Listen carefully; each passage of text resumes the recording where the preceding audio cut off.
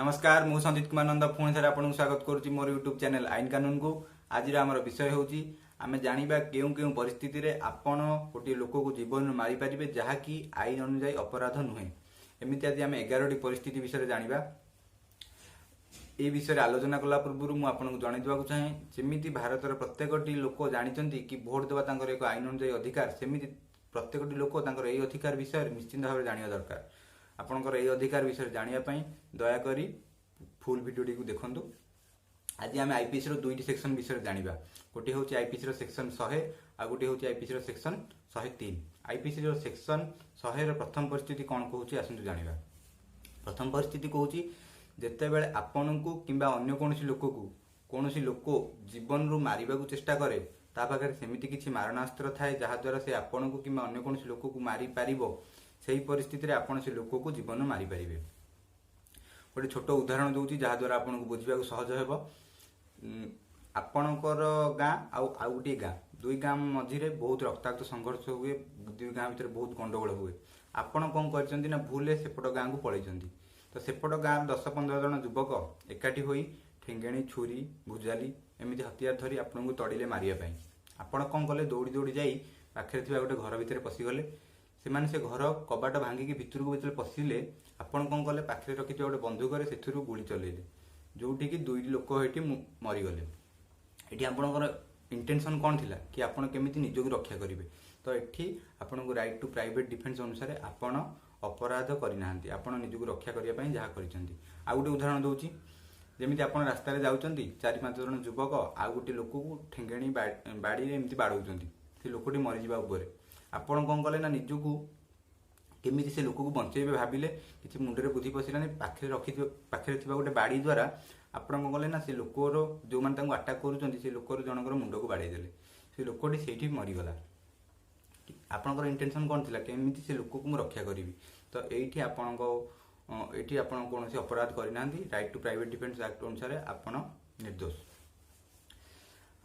एमिति किछि परिस्थिति अछि जे परिस्थिति रे आपण को यही अधिकार मिलबनी सेमिति किछि परिस्थिति विषय आज आम आलोचना करिबा। प्रथम परिस्थिति होची आपण गोटे लोक को सेतिकी आघात देई परिबे जेतिकी आघात से आपन को दबाक चेष्टा करूची। जेमिति मु आसिली आपण गोटे चटकणी मारदेली आपणकर तो चटकणी मारदेले आपणकर जीवन जीवार संभावना नाही। तो तेणु आपण कोन करिवे मते हाथ रे ही अटैक करि परिबे। आपण सेई टाइम रे पाखे रखितन गोटे बंदूक काढी मते गुली मारदेले पुलिस को कहिवे से मते हाथ रे मारिया को चेष्टा कला सेति लागि मु ताको मारदेली। किंतु एठी आपन ऊपर मर्डर चार्ज लागिबो कारण हाथ में आपन को जीवन मारी पारि नथांती। से समय रे गोटे चटकणी कौन कहीं मरी जाउची कि आ गोटे परिस्थिति होची जदि आपन पाखरे प्रचुर समय अछि। प्रचुर समय माने मु आपन को फोन कली आपन को कहली कि तू घरे अछु तो आ तुम पैसा देइनु सेते दिन हला आज तो मु जाउजी घरे तो जीवन मार देबी। आपण मु कहली घंटे भितर मु जीवी। आपण पाखे प्रचुर समय अच्छी जे पुलिस किंबा कौन सरकार ऑफिसर साहाय्य नहीं पारे। किंतु आपण कौन कले कहार साहाय्य न नहीं आपण अपेक्षा कले कहले से आसु से मते मारिया चेष्टा कला मु भी ताको मारदेवी। मुझे आसिली आपण मते मारदेले। एठी आपण मर्डर चार्ज लागिबो काहेकि ना आपण पाखे प्रचुर समय थिला आपण कौन सरकारी ऑफिसर साहाय्य नहीं पारथांते। जदि आपण कौन सरकारी ऑफिसर साहाय्य नहीं चंती किंतु से आसिलानी किंबा से आसबार पूर्व से लोक आपन जे मारिया चाहते से आसीगला से परिस्थिति रे आपण से लोक को जीवन मारी पारे। आ गोटे परिस्थिति होची आपण प्रतिशोध नहीं पारिबेनी। प्रतिशोध माने मु आपन को मासे पूर्व बाड़ेइथिली आपण मते मासे परे गोटे जगह जगी की प्लानिंग करी मारिबे। एठी आपण अपराधी आपण ऊपर मर्डर चार्ज लागिबो। किंबा आपण को घरे मनकर अछंती मु आसिली आम 3-4 जन आसिलु आपण को ठेंगणी फेंगणी रे बाड़ेइलु तले आमे 3-4 पार बाड़ेइ केमते पळेइलु तले पळेइलु आपण कौन कले ना गोटे बंदूक रखिथिले आपण तड़ी तड़ी आमको गुली मारदेले आमे मरीगलु 2 जन मरीगलु। तो यही परिस्थिति रे आपण ऊपर मर्डर चार्ज लागियो कौन पई ना आपण गोटे लोक ऊपर सेते बेले एक्शन नहीं पारिबे जेते बेले से आपण ऊपर एक्शन नउची जेते आपण ऊपर अटैक होउची आपण ताको अटैक करि परिबे। एटा होउची राइट टू प्राइवेट डिफेन्स रो प्रथम नियम। आ गोटे होउची कि आपण गंडगोल आरंभ करि नथिबे। गंडगोल आरंभ करि नथिबे माने आप गोटे लोकटे सहित आप निज आड़ जी सहित झगड़ा करेंगे ताकू गोटे बंदूक रखिथिले ताकू गोड़ को गुड़ी मारदेले सी कौन कला ना निज को बचाई ता पाखे बंदूक काढ़ी आपन को जो मारिया चेष्टा कला आपण कौन कले ना ताकू जीवन मारदेले। आपण पुलिस को कही पारे से मत मारिया चेष्टा कला बोली मुझे मारदेली ଏଠି ଆପଣ ଗଣ୍ଡଗୋଳ ଷ୍ଟାର୍ଟ କରିଛନ୍ତି ତ ଆପଣ ହିଁ ଅପରାଧୀ, ଆପଣଙ୍କ ଉପରେ ମର୍ଡରର ଚାର୍ଜ ଲାଗିବ। ଯିବା ପ୍ରଥମ ପରିସ୍ଥିତି ବିଷୟରେ ଜାଣିଲେ କି କେଉଁ ପରିସ୍ଥିତିରେ ଆପଣ ଜଣଙ୍କୁ ଜୀବନ ମାରିପାରିବେ। ଦ୍ୱିତୀୟ ପରିସ୍ଥିତି ବିଷୟରେ ଜାଣିବା। ଗୋଟିଏ ତାପରେ ହେଉଛି ଗ୍ରିଭିୟସ୍ ହର୍ଟ, ଗଭୀର ଆଘାତ। ଗଭୀର ଆଘାତ କାହାକୁ କୁହାଯାଏ ପ୍ରଥମେ ଆପଣଙ୍କୁ ମୁଁ କହିଦେଉଛି। ଯଦି ଆପଣଙ୍କର କିଏ ହାତ କାଟିବାକୁ ଚେଷ୍ଟା କରୁଛି, ଗୋଡ଼ ଗୋଟେ କାଟିବାକୁ ଚେଷ୍ଟା କରୁଛି, କିମ୍ବା ଅନ୍ଧ କରିବାକୁ ଚେଷ୍ଟା କରୁଛି, କିମ୍ବା ନପୁଂସକ କରିବାକୁ ଚେଷ୍ଟା କରୁଛି, କିମ୍ବା ଆପଣଙ୍କୁ ଏମିତି କିଛି ପେନ୍ ଦେଉଛି ଯାହାଦ୍ୱାରା ଆପଣଙ୍କର 20 ଦିନ ସିଭିୟର ବଡ଼ିରେ ପେନ୍ ରହିବ, ତାହାକୁ ଆମେ କହିବା ଗଭୀର ଆଘାତ। ସେହି ପରିସ୍ଥିତିରେ ଆପଣଙ୍କୁ ଏପରି ଆଘାତ ଯିଏ ଦେବାକୁ ଚେଷ୍ଟା କରୁଛି, ଆପଣ ସେ ଲୋକକୁ ଜୀବନରୁ ମାରିପାରିବେ। ଏଗଲା ଦ୍ୱିତୀୟ ପରିସ୍ଥିତି। ତୃତୀୟ ପରିସ୍ଥିତି ହେଉଛି ରେପ୍। ପ୍ରତ୍ୟେକଟି ଝିଅ ନିଶ୍ଚିନ୍ତ ଭାବରେ ଏହି ଅଧିକାର ବିଷୟରେ ଜାଣିବା କଥା। ରେପ୍ ହେଉଛି ଆପଣଙ୍କର ହେଉ କିମ୍ବା ଅନ୍ୟ କୌଣସି ଲୋକର ହେଉ ଆପଣଙ୍କ ଆଗରେ, ସେହି ପରିସ୍ଥିତିରେ ଯିଏ ରେପ୍ କରିବାକୁ ଇଣ୍ଟେନସନ୍ ରଖିଛି କିମ୍ବା ରେପ୍ କରିବାକୁ ଚେଷ୍ଟା କରୁଛି, ସେହି ପରିସ୍ଥିତିରେ ଆପଣ ସେ ଲୋକକୁ ଜୀବନ ମାରିପାରିବେ। ରେପ୍ ହେଲା ତୃତୀୟ ପରିସ୍ଥିତି ବିଷୟରେ। ଚତୁର୍ଥ ପରିସ୍ଥିତି ହେଉଛି ଅନ୍‌ନ୍ୟାଚୁରାଲ ଲଷ୍ଟ। ଅନ୍‌ନ୍ୟାଚୁରାଲ ଲଷ୍ଟ କାହାକୁ କୁହାଯାଏ? ଅନ୍‌ନ୍ୟାଚୁରାଲ ଲଷ୍ଟ 377 ଅଣ୍ଡରରେ ଆସେ। ଯେମିତି କୌଣସି ପୁରୁଷ ସହିତ ଶାରୀରିକ ସମ୍ପର୍କ ରଖିବାକୁ ଚେଷ୍ଟା କରୁଛି ଜୋର ଜବରଦସ୍ତି, କିମ୍ବା କୌଣସି ନାରୀ ଆଉ ଅନ୍ୟ କୌଣସି ନାରୀ ସହିତ ଜୋର ଜବରଦସ୍ତି ଶାରୀରିକ ସମ୍ପର୍କ ରଖିବାକୁ ଚେଷ୍ଟା କରୁଛି, ସେହି ପରିସ୍ଥିତିରେ ଆପଣ ଯିଏ ଜୋର ଜବରଦସ୍ତି ଶାରୀରିକ ସମ୍ପର୍କ ରଖିବାକୁ ଚେଷ୍ଟା କରୁଛି, ସେ ଲୋକକୁ ଜୀବନରୁ ମାରିପାରିବେ। ତାପରେ ଆସିଲା କିଡନାପିଂ କିମ୍ବା ଆବଡକ୍ଟିଂ। କିଡନାପିଂ ଆବଡକ୍ଟିଂ ଭିତରେ ଛୋଟ ଡିଫରେଣ୍ଟ ବହୁତ, ତା ଉପରେ ଗୋଟେ ଛୋଟ ଭିଡ଼ିଓ ହେଇପାରିବ, କିନ୍ତୁ ଆପଣଙ୍କୁ ମୁଁ ସର୍ଟକଟ୍ରେ କହିଦେଉଛି। କିଡନାପିଂ ହେଉଛି ମାଇନରଙ୍କର ହୁଏ। ମାଇନର ମାନେ ଝିଅଙ୍କର ବୟସ ସୀମା 18, ପୁଅଙ୍କର ବୟସ ସୀମା 16। ଏତିକି ଏଜ୍ର ତଳକୁ ଯଦି କୌଣସି ଛୁଆର ତାର ଗାର୍ଡ଼ିଆନ୍ ଠାରୁ ନେଇଯାଉଛି, ମାନେ ଗାର୍ଡ଼ିଆନ୍ଠୁ ମିଛ ସତ କହି କିମ୍ବା ତାକୁ ଭଣ୍ଡେଇ, ଛୁଆକୁ ଭଣ୍ଡେଇ, ଯେମିତି ମୁଁ ତତେ ବୁଲେଇ ନେବି, ଚକୋଲେଟ୍ ଦେବି, ଆସ, ଏମିତି କହିକି ନେଇଯାଆ ହେଉଛି, ତାହାକୁ କିଡନାପିଂ କହିବା। ସେହି ପରିସ୍ଥିତିରେ ସେ ଗାର୍ଡ଼ିଆନ୍ ଯଦି ଜାଣିଦେଉଛି ୟାର ମନ୍ଦ ଉଦ୍ଦେଶ୍ୟ ବିଷୟରେ, ସେ ଲୋକକୁ ମାରିପାରିବ, କିମ୍ବା ସେ ଛୁଆ ବି ଚାହିଁଲେ ମାରିପାରିବ।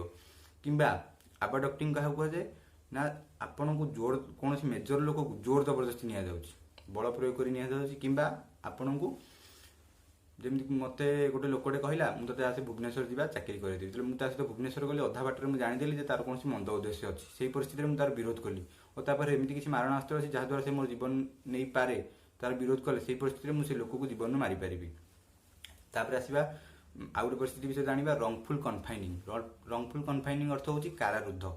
ଆପଣଙ୍କୁ ଯଦି କୌଣସି ଲୋକ ଗୋଟିଏ ଜାଗାରେ କାରାରୁଦ୍ଧ କରିକି, ମାନେ ବାନ୍ଧିକି ରଖିବାକୁ ଚେଷ୍ଟା କରୁଛି, ଯାହାଦ୍ୱାରା ଆପଣ କୌଣସି ଲୋକର ସହାୟତା ନେଇପାରିବେନି, କୌଣସି ସରକାର ଅଫିସର ସହାୟତା ନେଇପାରିବେନି, କିମ୍ବା ସେଠୁ ଖସିକି ଯିବାର କୌଣସି ଚାନ୍ସ ନାହିଁ, ସେହି ପରିସ୍ଥିତିରେ ଆପଣଙ୍କୁ ବାନ୍ଧିକି ରଖିବାକୁ ଚେଷ୍ଟା କରୁଥିବା ଲୋକର ଆପଣ ଜୀବନ ନେଇପାରିବେ। ତାପରେ ହେଉଛି 7 ନମ୍ବର ପଏଣ୍ଟ, ଏସିଡ୍ ଆଟାକ୍। ଯଦି ଆପଣଙ୍କୁ କୌଣସି ଲୋକ, ଏସିଡ୍ ଆଟାକ୍ଟା ଗ୍ରିଭିୟସ୍ ହର୍ଟ ଅଣ୍ଡରରେ ଆସୁଛି, କିନ୍ତୁ ଏଇଟା ଗୋଟେ ନୂଆ ପଏଣ୍ଟ ଆଡ୍ ହେଇଛି। ଯଦି ଆପଣଙ୍କ ଉପରେ କିଏ ଏସିଡ୍ ଆଟାକ୍ କରିବାକୁ ଚେଷ୍ଟା କରୁଛି, ସେହି ପରିସ୍ଥିତିରେ ଆପଣ ସେ ଲୋକକୁ ଜୀବନରୁ ମାରିପାରିବେ। ଇଏ ଗଲା ଆଇପିସି ସେକ୍ସନ 100ର 7ଟି ପଏଣ୍ଟ ବିଷୟରେ ଜାଣିଲେ। ବର୍ତ୍ତମାନ ଆଇପିସି ସେକ୍ସନ 103ର ଆଉ 4ଟି ପଏଣ୍ଟ ବିଷୟରେ ଜାଣିବା। ପ୍ରଥମ ପଏଣ୍ଟ ହେଉଛି ଚୋରି, ଟ୍ରେସପାସ୍। ଚୋରି କାହାକୁ କୁହାଯାଏ? ଚୋରି କାହାକୁ କୁହାଯାଏ ତାର ଗୋଟେ ଡେଫିନେସନ୍ ତ ମାନେ ବଡ଼ ଆକାରରେ ରହିବ, କିନ୍ତୁ ମୁଁ ଆପଣଙ୍କୁ ସର୍ଟକଟ୍ରେ ବୁଝାଉଛି କି ଚୋରିଟା ହେଉଛି ଆପଣଙ୍କର ଅଜାଣତରେ ହୁଏ ଓ କିମ୍ବା ବେଇମାନି କରି ହୁଏ। ଅଜାଣତରେ ମାନେ ଆପଣଙ୍କଠୁ କୌଣସି ଚଳାଚଳ ସମ୍ପତ୍ତି ଚୋରି ହୁଏ। ଯେମିତି ଆପଣଙ୍କର କୌଣସି ମୁଭେବଲ୍ ପ୍ରପର୍ଟିକୁ କୌଣସି ଲୋକ ଆପଣଙ୍କର ଅଜାଣତରେ ଆପଣଙ୍କ ଫୋନ୍ଟାକୁ ନେଇଯାଉଛି, କିମ୍ବା କହୁଛି ୟାର ଫୋନ୍ଟା ଟିକେ ଦେଲୁ, ମୁଁ ଏଇଠୁ ଖାଲି ଦେଖିକି ଆସେ, ଟିକେ କାମ ଅଛି, ଫୋନ୍ କରିବି, କହିକି ନେଇଯାଉଛି, ଏହାକୁ ଚୋରି କୁହାଯାଏ। ଯେଉଁଟା ଅଜାଣତରେ ହୁଏ କିମ୍ବା ବେଇମାନି କରି ହୁଏ, ତାକୁ ଚୋରି କୁହାଯାଏ। ସେହି ପରିସ୍ଥିତିରେ ଆପଣ ସେ ଲୋକକୁ ବିରୋଧ କରିବେ। ଯଦି ଜାଣିଥିଲେ ସେ ମୋ ଇଣ୍ଟେନସନ୍ ତାର ଚୋରି କରିବାର ଅଛି, ସେ ଲୋକକୁ ଆପଣ ବିରୋଧ କଲେ, ତା ପାଖରେ ଏମିତି କିଛି ମାରଣାସ୍ତ୍ର ଅଛି ଯାହାଦ୍ୱାରା ସେ ଆପଣଙ୍କୁ ମାରିପାରେ, ସେହି ପରିସ୍ଥିତିରେ ଆପଣ ସେ ଲୋକକୁ ଜୀବନ ମାରିପାରିବେ। ଟ୍ରେସପାସ୍ ହେଉଛି, ଦେଖିଥିବେ ଆପଣ ଗୋଟେ ଜାଗାରେ ଲେଖା ହେଇଥାଏ ପ୍ରବେଶ ନିଷେଧ। ସେହି ପରିସ୍ଥିତିରେ ଆପଣଙ୍କର ଜାଗାରେ ଯଦି କିଏ ମାନେ ଟ୍ରେସପାସ୍ କରୁଛି, ମାନେ ପଶୁଛି କୌଣସି ମନ୍ଦ ଉଦ୍ଦେଶ୍ୟ ରଖି, ଓ ଆପଣ ତାକୁ ବିରୋଧ କରୁଛନ୍ତି, ତା ପାଖରେ ଏମିତି କିଛି ମାରଣାସ୍ତ୍ର ଅଛି ଯାହାଦ୍ୱାରା ସେ ଆପଣଙ୍କୁ ମାରିପାରେ, ସେହି ପରିସ୍ଥିତିରେ ଆପଣ ସେ ଲୋକକୁ ଜୀବନ ମାରିପାରିବେ। ହେଇଗଲା ଟ୍ରେସପାସ୍ ଆଉ ଚୋରି। ତାପରେ ଆସିଲେ ସେକେଣ୍ଡ ପଏଣ୍ଟ, ଲୁଟ୍। ଲୁଟ୍ କାହାକୁ କୁହାଯାଏ? ଲୁଟ୍ରେ ବଳ ପ୍ରୟୋଗ ହୁଏ। ଚୋରିରେ ଆପଣଙ୍କର ଅଜାଣତରେ କିମ୍ବା ବେଇମାନେ ନିଆଯାଏ, କିନ୍ତୁ ଲୁଟ୍ରେ ବଳ ପ୍ରୟୋଗ କରି ଜୋର ଜବରଦସ୍ତି ଆପଣଙ୍କଠୁ କୌଣସି ଜିନିଷ ଛଡ଼େଇକି ନେବାକୁ ଲୁଟ୍ କୁହାଯାଏ। ଯେମିତି ଆପଣ ରାସ୍ତାରେ ଯାଉଛନ୍ତି, ଆପଣଙ୍କୁ ଅଟକେଇକି ଆପଣଙ୍କ ଫୋନ୍, ସୁନା ଚେନ୍ ଏମିତି କିଏ ଛଡ଼େଇକି ନେଇଯାଉଛି, ତାକୁ ଆମେ ଲୁଟ୍ କହିବା। ସେହି ପରିସ୍ଥିତିରେ ଆପଣ ସେ ଲୋକକୁ ଜୀବନରେ ମାରିପାରିବେ। ତୃତୀୟ ହେଉଛି ହାଉସ୍ ବ୍ରେକିଂ ବାଇ ନାଇଟ୍। ରାତି ଅଧରେ ଆପଣଙ୍କ ଘର କିଏ ଭାଙ୍ଗିବାକୁ ଚେଷ୍ଟା କରୁଛି, ତାର ନିଶ୍ଚିତ ଭାବରେ ଗୋଟେ ମନ୍ଦ ଉଦ୍ଦେଶ୍ୟ, ତାହେଲେ ସେହି ପରିସ୍ଥିତିରେ ଆପଣ ସେ ଲୋକକୁ ଜୀବନରୁ ମାରିପାରିବେ। ଆଉ ଗୋଟେ ହେଉଛି ମିସଚିଫ୍ ବାଇ ଫାୟାର। ଆପଣଙ୍କର ଘର, ଗାଡ଼ି କିମ୍ବା କୌଣସି ପ୍ରପର୍ଟି କିମ୍ବା ଜାହାଜ କିମ୍ବା ଆପଣଙ୍କର କୌଣସି ବି ଜିନିଷ ଯଦି କିଏ ନିଆଁ ଲଗାଇବାକୁ ଚେଷ୍ଟା କରୁଛି, ସେହି ପରିସ୍ଥିତିରେ ଆପଣ ସେ ଲୋକକୁ ଜୀବନରୁ ମାରିପାରିବେ।